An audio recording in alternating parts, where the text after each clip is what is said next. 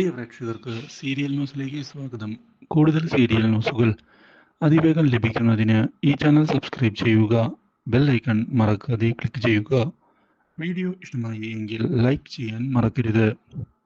പ്രകാശിന്റെ വിവാഹം കഴിഞ്ഞതിനെ തുടർന്ന് വലിയ തിരിച്ചടികളാണ് പ്രകാശിനുണ്ടാകുന്നത്.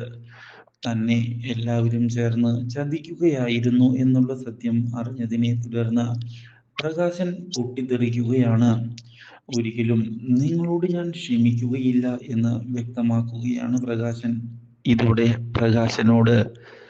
പ്രകാശനെ ഒരു പാഠം പഠിപ്പിക്കാൻ തന്നെയാണ് ഞാനിപ്പോൾ തീരുമാനമെടുത്തിരിക്കുന്നത് എന്ന് വ്യക്തമാക്കുന്ന പ്രകാശിന്റെ ഭാര്യയായ ലക്ഷ്മി ഇനി ഞാൻ പറയുന്നത് പോലെ ജീവിച്ചാൽ മതി എന്ന് അറിയിച്ചിരിക്കുകയാണ്. ഈ കാര്യം കേൾക്കുന്ന പ്രകാശൻ ഞാൻ ഉടൻ തന്നെ ഡിവോഴ്സിന് വേണ്ടി പോകുമെന്നുള്ള ഭീഷണി ഉന്നയിക്കുന്നു. പക്ഷേ പ്രകാശന് എന്തായാലും ഇപ്പോൾ വിവാഹം കഴിഞ്ഞ സ്ഥിതിക്ക് ഡിവോഴ്സ് കോടതി അനുവദിക്കുകയില്ല. അതിന് കാരണം മറ്റൊന്നുമല്ല, നിങ്ങൾ ഒരു തവണ എന്നെ ഡിവോഴ്സ് ചെയ്തതാണ്, അതിനുശേഷം വീണ്ടും വിവാഹം കഴിച്ചു. ഇനി വീണ്ടും ഡിവോഴ്സ് വേണമെന്ന് പറഞ്ഞ് അവിടേക്ക് പോവുകയാണ് എങ്കിൽ കോടതിയലക്ഷ്യത്തിന് നിങ്ങൾ ജയിലിലാകും. അത് മറക്കാതിരിക്കുന്നതാണ് നല്ലത്. ഇതോടെ ഈ ചതിക്ക് ഞാൻ ഇനി കൂട്ടി നിൽക്കുകയില്ല എന്ന് പറയുന്ന പ്രകാശൻ കാർത്തികയുടെ അടുത്തേക്ക് ചെല്ലുകയും നിന്നിൽ നിന്ന് ഇങ്ങനെയൊരു ചതി ഞാൻ പ്രതീക്ഷിച്ചില്ല എന്ന് അറിയിക്കുകയും ചെയ്യുന്നു. ഇതോടെ അച്ഛനായ നിങ്ങൾ എന്നോട് ചെയ്തതല്ലേ ഏറ്റവും വലിയ ചതി എന്ന് ചോദിക്കുകയാണ് കാർത്തിക തിരികെ.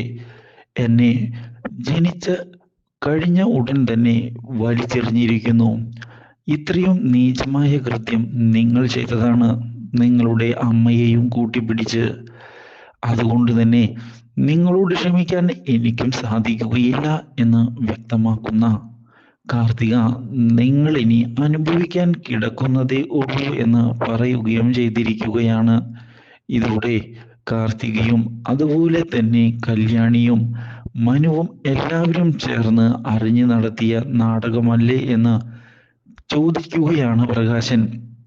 അത് നിങ്ങൾക്ക് ഇപ്പോഴാണോ മനസ്സിലായത്? നിങ്ങളുടെ പതനം കാണണം എന്ന് ആഗ്രഹിക്കുന്ന എല്ലാവരും അവിടെ തന്നെ ഉണ്ടായിരുന്നു.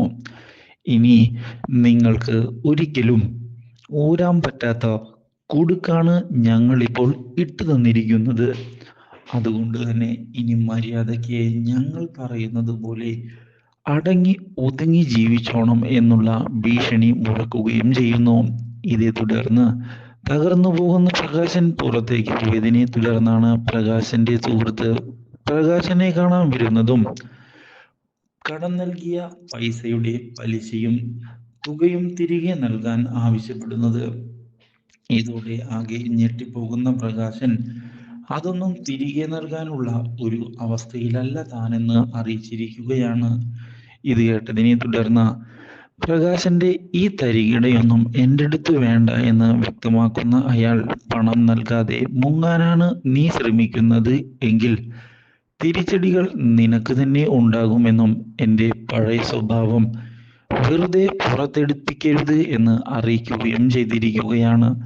ഇതോടെ ഞാനും ഭാര്യയും തമ്മിൽ അത്ര ടീംസിലല്ല എന്നും ഞാൻ ചതിക്കപ്പെടുകയായിരുന്നു എന്നും പ്രകാശൻ പറഞ്ഞതിനെ തുടർന്ന് ഇതെല്ലാം പ്രകാശന്റെ ചതിയാണ് എന്ന് പറയുന്ന അയാൾ തനിക്ക് പൈസ കിട്ടിയില്ല എങ്കിൽ വിവരമറിയും എന്നുള്ള ഭീഷണി മുഴക്കുകയും ചെയ്യുന്നു. ഇത് കേട്ടതിനെ തുടർന്ന് പ്രകാശൻ ആകെ കുടുങ്ങി പോയിരിക്കുകയാണ്. Do like, share and subscribe.